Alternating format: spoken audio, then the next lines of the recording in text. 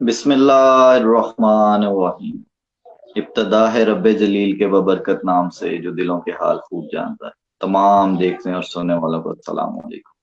तो आज हमारे साथ इस लाइव इंटरव्यू सीरीज में एक बहुत ही हमारी मोहतरम शख्सियत और जिन्हें हम सब मार्केटिंग वाला के नाम से जानते हैं, और इनके बारे में हम आज मजीद जानेंगे, इनकी लाइफ जर्नी के बारे में जानेंगे, इनकी सक्सेस स्टोरी के बारे में जानेंगे कि इन्होंने इतनी सारी अचीवमेंट्स जो है वो कैसे हासिल कर ली जिंदगी में। और इनके बारे में हम मजीद जो है इस प्रोग्राम के अंदर जो सारी चीजें हैं वो इस प्रोग्राम का हिस्सा होंगी। लेकिन सबसे पहले मैं आपको ये बताता चलूं that this interview series is supported by Rehan Foundation and Institute of Peace and is a part of Connected Pakistan। तो इसके साथ ही मैं सर का बहुत ज्यादा शुक्रगुजार हूँ कि उन्होंने आज अपने मसरूफ जिंदगी में से हमारे लिए वक्त निकाला और आज हमें ज्वाइन किया। अस्सलाम वालेकुम सर, कैसे हैं आप?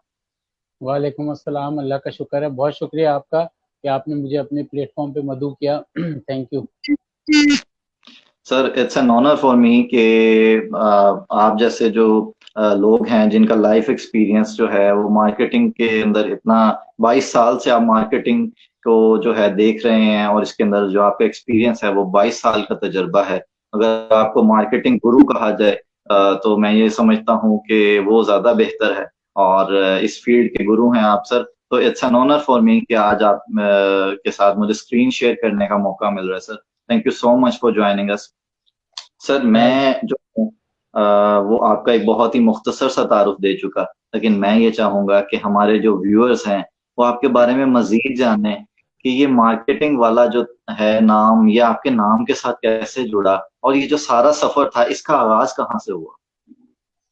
जी। बहुत अच्छे तरीके से आपने सवाल पूछा है। जो मार्केटिंग वाला का जो समझने के मैंने अपने नाम के साथ ये ज्वाइन किया है, वो रेहान अल्लाह वाला साहब जो आपकी फाउंडेशन के सीईओ हैं या लीडर हैं या फाउंडर हैं, उनकी मैंने वीडियो देखी थी। और वो उनकी वीडियो तो खैर मैं पहले देख चुका था। उन्होंने एक दफ़ा शाहिद हुसैन जोया साहब को जो है वो कहा कि आप जो है आपके व्यूअरशिप बहुत है, और आप जो है वो लोगों से कहें कि ना सिर्फ ये कि वो अपना यूट्यूब चैनल बनाएं, बल्कि अपने नाम के साथ एक ज़ाती शनाख्त भी बनाएं।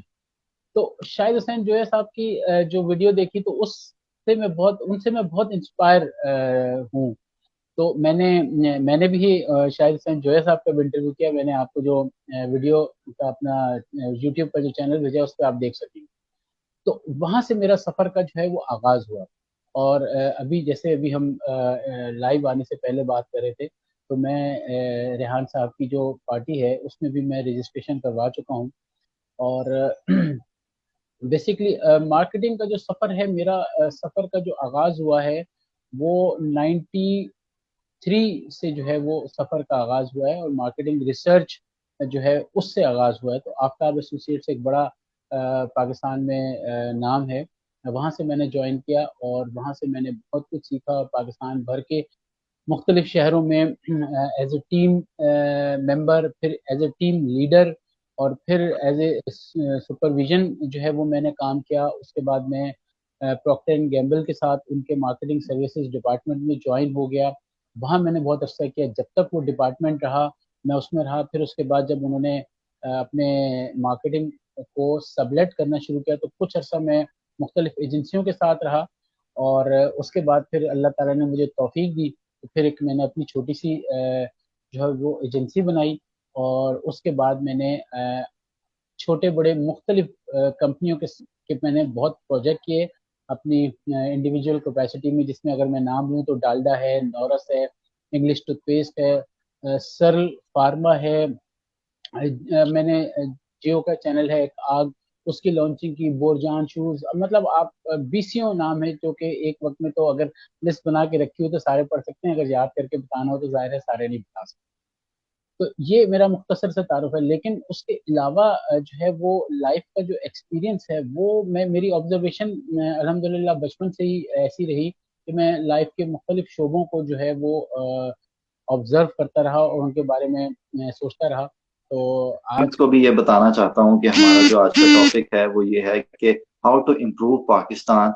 हम पाकिस्तान के अंदर जो है वो बेहतरी कैसे ला सकते हैं। इस सर, मुझे अब थोड़ा सा ये बताइए कि अगर हम देखते हैं कि बैरूनी जो हमारे जो कर्जे हैं, और अगर हम रुपए की कदर जो है वो 1 रुपया भी कम होती है तो $1 बिलियन जो है वो हम पे कर्ज जो है वो मजीद चढ़ जाता है।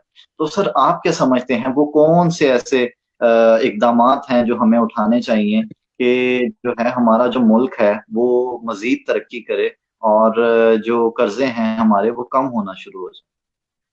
मैं इसके लिए बहुत दिलचस्प जवाब है मेरे जहन में। मैं एक ओवरऑल रेफरेंस दूंगा आपको। दो मुल्कों की जंग के दौरान एक मुल्क को किसी दूसरी बैरूनी ताकत ने उनको असले की ऑफर की कि हम आपको आपकी जंग के लिए असला प्रोवाइड करते हैं और आप जो है वो अपनी जंग जो है उससे लड़ें, क्योंकि आपका हमें पता है कि आप कमज़ोर हैं। और उस वक़्त उन्होंने कोई शर्त नहीं रखी। तो उस मुल्क ने असला लेना शुरू किया और वो जीत गए जंग।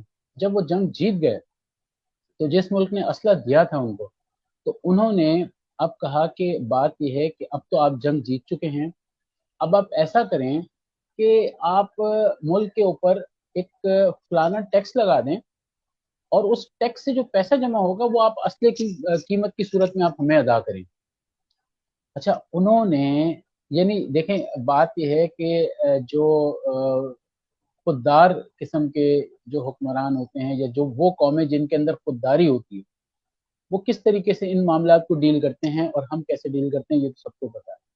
उन्होंने अपनी कौम से खिताब किया, उनके उस वक़्त के जो सरबराह थे आपस में मशवरा करके उन्होंने खिताब किया। उन्होंने उनके सामने एक प्लान रखा। उन्होंने कहा कि देखें, हम जो है वो अपने मुल्क के अंदर जो हफ्ते में जैसे 5 दिन या 6 दिन हम गोश्त खाते हैं, अगर हम सिर्फ 2 दिन गोश्त खाना छोड़ दें तो जो इम्पोर्ट करते हैं या जो उसका एक्सपेंस होता है उसको हम जमा करना शुरू करें, तो ये 2 से 3 साल या 4 साल जो भी उन्होंने प्लान दिया, इसमें हम अपने कर्जे से निजात हासिल करें। कौम उनके साथ खड़ी हो गई और बगैर किसी शर्त के, बगैर किसी उसके उन्होंने उस पर अमल किया और वो आज कर्जे से बाहर हैं। आप मुझे ये बताएं कि हमारे कितने परसेंट हुक्मरान हैं कि जो इस किस्म की कुर्बानी देने के लिए तैयार हैं, जबानी नहीं, प्रैक्टिकली। और ये बताएं कि क्या वो बड़ी गाड़ियां और छोटी गाड़ियां करके जो बड़ी अपने रिश्तेदारों को बेच के और जो नई खरीदते हैं वो अपने जो है वो बेनिफिट के लिए खरीदते हैं, तो लोगों को दिखाने के लिए तो हम सब कुछ करते हैं। मैं कहीं पे किसी न्यूज़ में सुन रहा था कि अगर सिर्फ इंटरनल जो करप्शन है, जो हुक्मरानों के लेवल पे जो ये जो ब्यूरोक्रेसी के लेवल पे जो करप्शन है, अगर सिर्फ उसके ऊपर काबू पाया जाए तो 1 साल का 1,000 अरब रुपया, 1,000 अरब रुपया हम बचा सकते हैं। ये तो सिर्फ बताने वाली बात है। और मुझे 2-3 चीजें ऐसी पता हैं कि जो करप्शन यानी नाम लेना भी थोड़ा सा उसके लिए जरा मुनासिब नहीं होता, क्योंकि हम ऐसे प्लेटफॉर्म पे हैं कि जो हमें हर चीज़ों को मद्देनजर रखना होता है। तो बहुत सारे हमारे ऐसे समझ लें कि कहना नहीं चाहिए, एहतियात रखनी चाहिए कि ऐसे वो हैं, चीज़ें हैं कि जो जिनको अगर हम सेट कर लें तो बहुत ज़्यादा नहीं, 2 से 3 साल जो है ना वो हमें लगेंगे और हम ये कर्जे से बहुत आसानी से निजात पा सकते हैं। बल्कि अगर मैं ये कहूँ कि जो गवर्नमेंट के मुख्तलिफ इदारे जो जिन्होंने पाकिस्तान भर की मुख्तलिफ जगहों पे अपने बड़े बड़े वो किए हुए हैं, अगर सिर्फ वही जो है वो वापस लिया जाए उनसे, तो मैं समझता हूँ कि हमारा कर्जा जो है वो उतर सकता है। तो मेरा ख्याल है कि हमारे सुनने वाले और देखने वाले इतने बाशऊर हैं कि उनको मेरे इशारतन बात जो है ना वो इससे समझ गए। जी, जी उमर। जी सर, बिल्कुल ठीक कहा आपने। सर इसके साथ ही मैं आपसे ये भी जानना चाहूँगा कि किसी भी मुल्क के लिए कितना ज़रूरी है कि वो अपने मुल्क की जो अशिया हैं उनका इस्तेमाल करें। और हमारे मुल्क में एक कल्चर बन चुका है कि हमने जो है वो ब्रांडेड चीज़ें जो है वो इस्तेमाल करनी है। और इन ब्रांडेड चीज़ों के इस्तेमाल से जो है वो हमें उस तरह से जो मुल्की फ़ायदा है वो नहीं हो पाता। और सर आप क्या समझते हैं जो मुल्की अशिया हैं उनको प्रमोट होना चाहिए और वो मुल्क के लिए कितने फ़ायदेमंद है? जी उमैर, बहुत ही दिलचस्प सवाल है आपका। मेरा इत्तफ़ाक हुआ था 1998 में मैं इंडोनेशिया गया था। अच्छा, वहाँ पे टोयोटा की एक कार थी, उसका नाम है कीजिंग डियर। जैसे हमारी पजेरो है उस तरह की वो जो है ना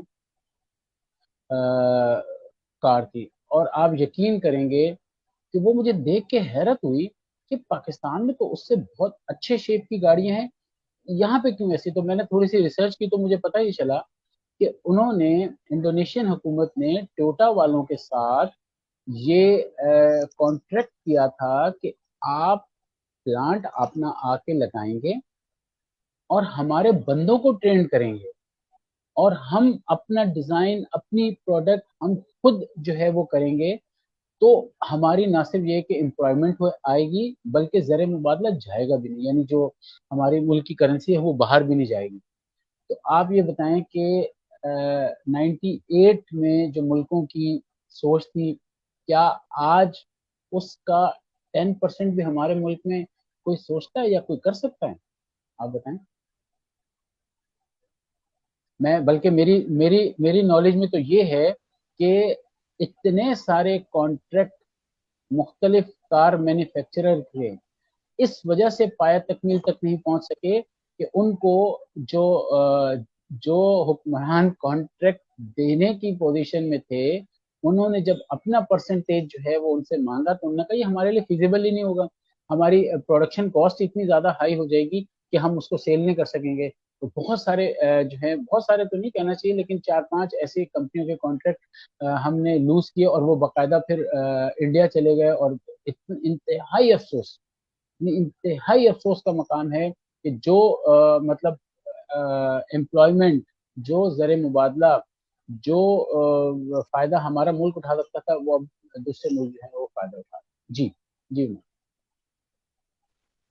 जी सर, जैसे कि अब हम अपने हमसाया ममालिक में देखते हैं, अगर हम इंडिया की मिसाल दें तो सर वहाँ पे हम देखते हैं कि नैनो के नाम से एक गाड़ी जो है वो पाकिस्तानी, अगर अब भी बात करें तो 2.5-3 लाख रुपए में वो मिल जाती है गाड़ी। तो सर पाकिस्तान में जो है, आप क्या समझते हैं ये जो तीन बड़ी बिग कंपनीज हैं, ये क्या यही वजह है कि ये जो नई और हमारी मुल्क की जो जो हमारी इंडस्ट्री है, इसको जो है कार मैन्युफैक्चरिंग की तरफ नहीं आने देती? क्योंकि जब वो लोग बना सकते हैं, हमारे हमसाया में ही वो बैठे हैं, तो वो 2.5-3 लाख रुपए में गाड़ी प्रोवाइड कर सकते हैं, तो व्हाई नॉट पाकिस्तान सर?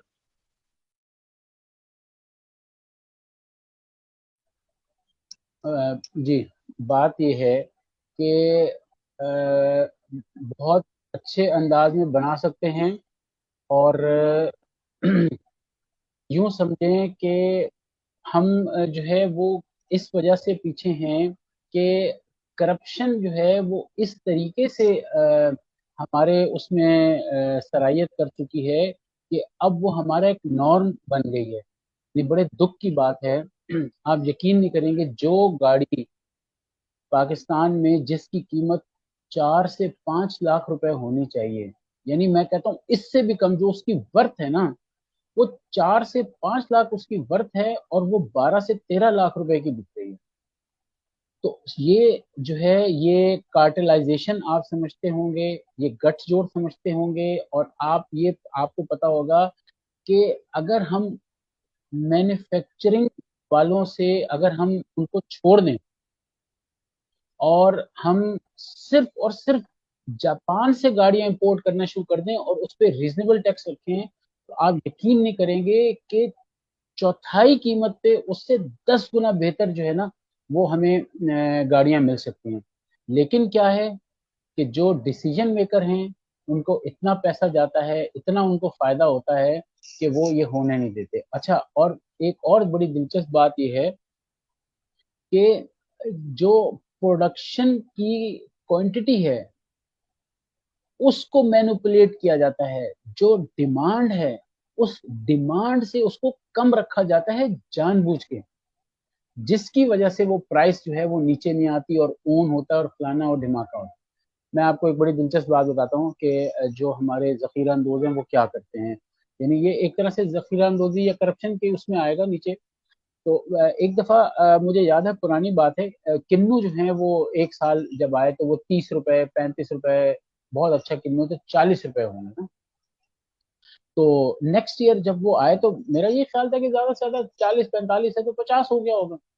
तो वो 100, 120, 130। अच्छा, मैंने कहा कि मैं थोड़ी सी इसके ऊपर रिसर्च करता हूँ।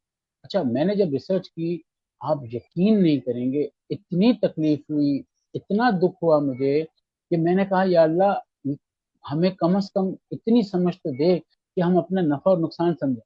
वो जिन लोगों ने, सरमायादारों ने, वो जो बाग किन्नू के खरीदे थे, उन्होंने किन्नू को उतरवाया नहीं।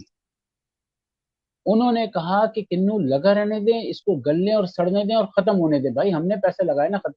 भाई इसके पीछे क्या हिकमत है? इसके पीछे हिकमत ये है कि जब मार्केटों में किन्नू होगा नहीं, उसकी डिमांड ज्यादा होगी, तो उसकी कीमत ऑटोमेटिक बढ़ जाएगी। और वो दिन है और आज का दिन है, नीचे ला ही नहीं सकते।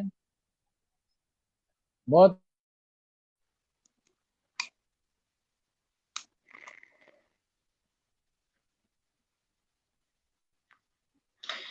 जी सर, आपको आवाज आ पा रही है मेरी?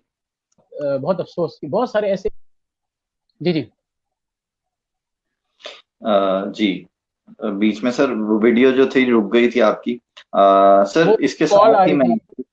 जी अब आ रही है आपकी आवाज। जी सर इसके साथ ही मैं आपसे ये भी जानना चाहूंगा कि इम्प्रूवमेंट की तो हम बात कर रहे हैं पाकिस्तान के हवाले से। तो सबसे पहले अगर हम बात करें एजुकेशन के हवाले से, तो सर मुझे ये बताइए कि एक जो तबकाती तकसीम है कि अमीर का बच्चा जो है वो तो प्राइवेट स्कूल में बहुत ही महंगे स्कूल में पढ़ेगा, और गरीब का बच्चा जो है वो वही रिवायती गवर्नमेंट स्कूल में पढ़ेगा।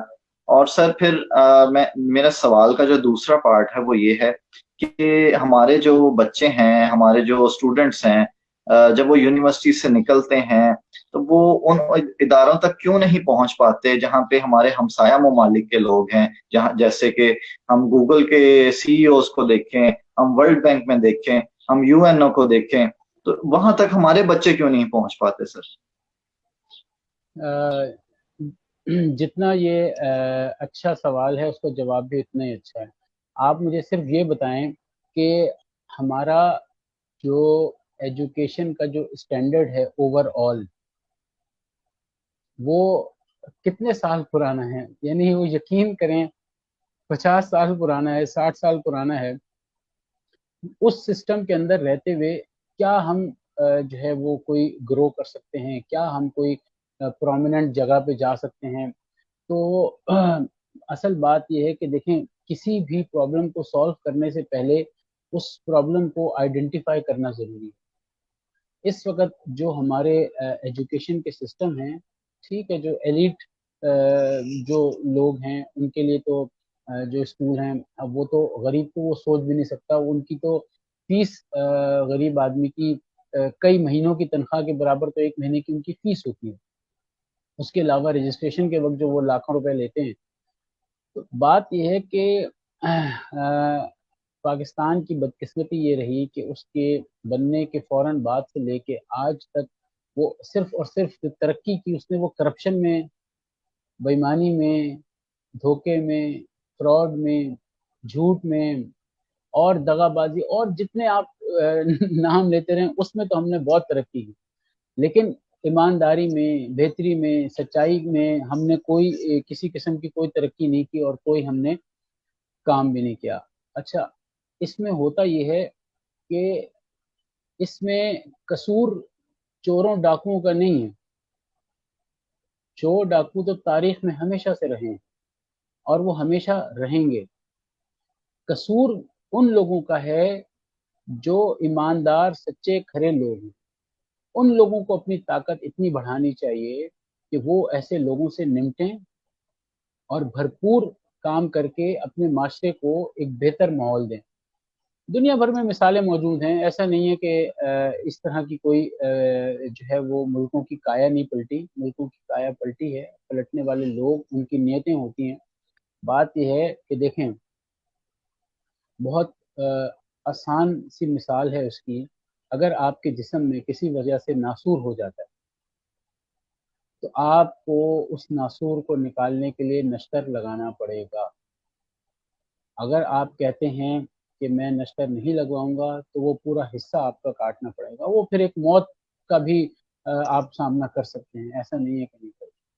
तो बात यह है कि मेरे नज़दीक इस वक्त जो हर बुराई का हल जो है वो मुझे उसकी सज़ा और जज़ा में नज़र आता है।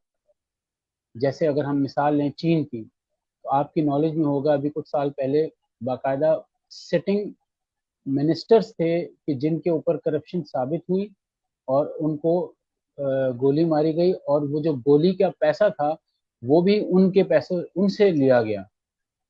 अच्छा, उसके अलावा एक बहुत मशहूर केस है चाइना का। एक तकरीबन 32 साल की खातून थी, बिजनेस वूमेन। उन उनके मिलने जुलने वालों दोस्त अहबाब रिश्तेदारों ने उनको इन्वेस्टमेंट दी कारोबार के लिए। तो हुकूमत ने उनसे बात की कि आपने ये कहाँ से लिया, तो उन्होंने बताया कि इन इन लोगों ने दिया। उन लोगों से बात की, उन्होंने कहा हमने दिया। तो उन्होंने कहा नहीं, ये भी करप्शन है, आपने ऐसा क्यों किया।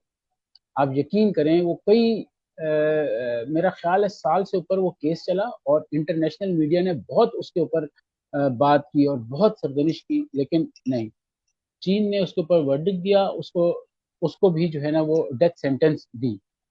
तो अगर आप मुझे सिर्फ एक बात बताएं कि अगर ये सज़ा यहाँ पे राइज हो जाए तो आप मुझे बताएं कितना टाइम लगेगा पाकिस्तान को सीधा होने में। मैं समझता हूँ कि सालों नहीं, महीनों नहीं, हफ्तों के अंदर अंदर जो है वो मामला जो है ठीक हो जाएंगे। आप टॉप करप्ट 100 लोगों को पकड़ें, उनको लटकाएं और उनकी लाश को जानवरों को, परिंदों को खाने दें, और उसकी वीडियो बनाएं और वो पाकिस्तानी तारीख का हिस्सा बना दें कि हर साल 14 अगस्त को ये वीडियो चलेगी, और आने वाली नस्ल के लिए और जो मौजूद हैं हुक्मरान उनके लिए ये एक नसीहत के लिए जो है ना वो 14 अगस्त को चलाएंगे और सब देखेंगे, छोटे बड़े कोई हर्ज नहीं है इसमें, कोई हर्ज नहीं है कि जब तक इबरत का नमूना नहीं बनाएंगे हम लोगों को, उस वक्त तक ये चीजें खत्म नहीं हो सकती। जी उमैर। जी सर, आपने जो है बहुत ही अच्छे तरीके से जो है इन डिटेल हमें बताया इस चीज के बारे में। सर मैं यहाँ पे आपसे ये भी जानना चाहूंगा कि हमारी जो यूनिवर्सिटीज हैं, क्या हमें भी वही सिस्टम फॉलो नहीं करना चाहिए जो कि हम इसराइल में देखते हैं कि जब यूनिवर्सिटीज जो हैं तब तक डिग्रीज उन बच्चों को नहीं फराहम करती जब तक कि वो $10,000 का जो है वो कोई बिजनेस खड़ा ना कर लें या $10,000 ना कमा लें। तो क्या हमारी उन यूनिवर्सिटीज को भी ये जो सिस्टम है ये फॉलो करना चाहिए? देखें, ये सवाल तो वो है कि जो एक बिल्डिंग खड़ी हो और उस बिल्डिंग खड़ी होने के बाद उसकी छत पे जाया जाए। तो भाई अभी तो हमारे पास प्लॉट नहीं है कि जिसके ऊपर हमने वो बिल्डिंग बनानी है। तो अभी ये बहुत दूर है मामला। देखें, अल्टीमेट गोल तो यही होना चाहिए, ऐसा नहीं है कि गोल नहीं होना चाहिए, लेकिन स्टेप बाय स्टेप होगा, स्टेप बाय स्टेप होगा। सबसे पहले पुराना दकियानूसी जो सिस्टम है एजुकेशन का, उसको ख़त्म होना चाहिए। बहुत अच्छे स्टैंडर्ड की तालीम को राइज होना चाहिए।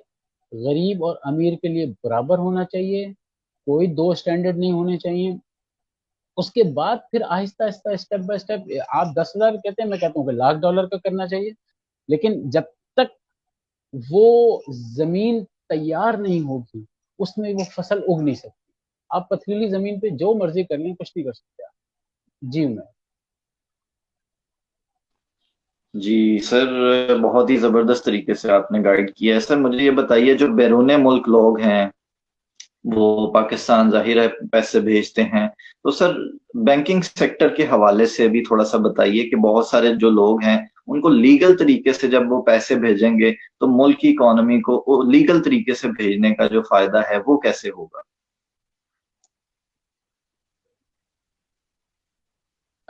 देखें, बात यह है कि आप जब तक चीज़ों को इंटरनेशनल स्टैंडर्ड पे नहीं लेके आते, उस वक़्त तक लोगों का ट्रस्ट आपके ऊपर कायम नहीं होता। मैं आपको एक बड़ी दिलचस्प बात बताता हूँ जो मेरे नॉलेज में थी। पाकिस्तान ने अमेरिका से पाकिस्तान कॉल के ऊपर एक दफ़ा बहुत ज़्यादा जो है वो टैक्स लगा दिया था, बहुत ज़्यादा टैक्स लगा दिया था। तो बजाय इसके कि वो पाकिस्तानी जो हैं वो उस सिस्टम पे कॉल करते, वहाँ की हुकूमत ने पाकिस्तानियों की सहूलत के लिए कोई कार्ड निकाला कि भाई ये एक स्पेशल कार्ड है, इसके ज़रिए जो है वो आप सस्ती कॉल कर सकते हैं। तो बाइस शर्मिंदगी है ना। मेरी बात सुने, आप कोई ऐसा स्टेप उठाते हैं कि जो एक पिसे हुए तबके को, यानी पिसा हुआ तो नहीं कहना चाहिए, एक ऑलरेडी निचोड़ा गया तबका जो है उसको आप कितना निचोड़ सकते हैं ना, एक वक्त आएगा उसकी भी लिमिट खत्म हो जाएगी। बात यह है कि आप अपने रिसोर्सेज की तरफ तो देखते नहीं हैं। अच्छा देखते हैं तो आप अपनी ज़ात के लिए देखते हैं। बात यह है कि हमारे रेकोडिक के ज़खायर, हमारे थर का कोयला, हमारी मादनियात, ये इतना कुछ है, इतना कुछ है कि अगर कोई जायज़ तरीके से हुकूमत उससे ऊपर काम करने की कोशिश करेगी तो ये तो महीनों और सालों के अंदर अंदर जो है ये सारे मसले मसाइल हमारे ख़त्म हो सकते हैं। जी मैम। जी सर, मैं अब आपसे ये भी जानना चाहूंगा कि सर, हम दुनिया की जो है वो दूसरी जो बड़ी यूथ है, हम उसको जो है ऑन करते हैं, और इस यूथ को एंगेज करना जो है, मेरे ख्याल में ये भी बहुत बड़ा मसला है। तो सर, आप क्या समझते हैं कि इस यूथ को जो है, अब क्योंकि हम एक ग्लोबल विलेज में रहते हैं और किसी के पास जो है वो कोई एक्सक्यूज नहीं है अब कि मुझे जो है अपॉर्चुनिटीज के वो मौके जो है वो जो है मेरे पास नहीं है। तो सर, अब हर चीज जो कंटेंट है वो फ्री पड़ा है, बहुत सारी फ्रीलांसिंग वेबसाइट्स हैं, जैसे पूरी दुनिया कमा रही है। तो सर, आप क्या समझते हैं कि नौजवानों को जो है वो हमें फ्रीलांसिंग की तरफ लेके आना चाहिए, और उनको कैसे जो है मोटिवेट किया जाए? देखें, ये बहुत ही जो है वो बहुत ही अच्छी चीज़ है, लेकिन उसके साथ ये बहुत ज़्यादा टफ है। टफ इस तरीके से है कि आपको मैं अगर इसकी एग्जांपल दूं कि आसमानी बिजली आपको पता है लाखों वोल्ट की होती है, उसको कंट्रोल करना, उसको चैनलाइज करना, उसको इस्तेमाल करना अभी इतना आसान नहीं है। तो हमारी जो यूथ है ना, आप यूं समझें कि ये एक आसमानी बिजली है। जो जो इदारा, जो इंडिविजुअल एनजीओ, जो बंदा अगर उसको चैनलाइज कर लेगा ना, मैं आपको यकीन दिलाता हूँ कि वो उनसे वो कुछ हासिल कर सकता है कि जो आप सोच भी नहीं सकते हैं। हमारे पास इतनी पावर है, ये इतनी बड़ी पावर है, सिर्फ उसको चैनलाइज करने की बात है। तो ये एक नेक्स्ट टॉपिक के लिए जो है इसको आप रख लीजिएगा। तो इस पे बहुत सारे सजेशंस हैं, वो इंशाल्लाह ताला मैं आपको ज़रूर दूंगा। असल में अभी मेरी एक इम्पोर्टेंट कोई कॉल आ रही है, दो तीन दफ़ा वो मैंने मिस की है। तो अगर आप बुरा ना माने तो इसको हम एंड करते हैं, और जी, इंशाल्लाह ताला ज़रूर श्योर दोबारा सर। ज़रूर। जी सर, मैं बस आखिर में आपसे यही रिक्वेस्ट करूंगा कि अगर आप कोई हमारे व्यूअर्स को मैसेज देना चाहें तो आखिर में एक शॉर्ट सा मैसेज दे दीजिए, ताकि जो है हम आपको मैसेज मजीद ना टाइम। मैसेज जो है वो ये है कि हमें अपने प्रॉब्लम्स को समझना पड़ेगा, और हमें अपने प्रॉब्लम्स को खुद हल करना पड़ेगा। हमें अपनी ताकत को खुद समझना पड़ेगा, हमें अपनी ताकत का इस्तेमाल खुद करना पड़ेगा। जब हम अपने प्रॉब्लम्स को और अपनी ताकत को जान लेंगे और उसके मुताबिक काम करेंगे तो यकीन करें हम दुनिया की बेहतरीन कौमों में से एक कौम है। लेकिन जब तक हम आवारगी में और एक बे इंजन बे चप्पुओं की कश्ती में सवार अपने आप को समझेंगे तो हम जहां लहरें ले जाएंगे हम वहां चले जाएंगे। हमारी कोई रास्ता मुतय्यन नहीं होगा, कोई डायरेक्शन नहीं होगी, कोई मंजिल नहीं। जी। جی سر، اس کے ساتھ ہی میں آپ کا جو ہے بہت زیادہ شکریہ ادا کروں گا کہ آپ نے ہمارے لیے وقت نکالا، اور آج اسی خوبصورت میسج کے ساتھ ہم آج کے پروگرام کا جو ہے وہ اختتام کریں گے۔ اللہ تعالی ہمیں آسانیاں دے اور آسانیاں خلق خدا میں تقسیم کرنے کی توفیق دے۔ اپنا خیال رکھیے گا۔ اللہ حافظ۔ آمین، شکریہ۔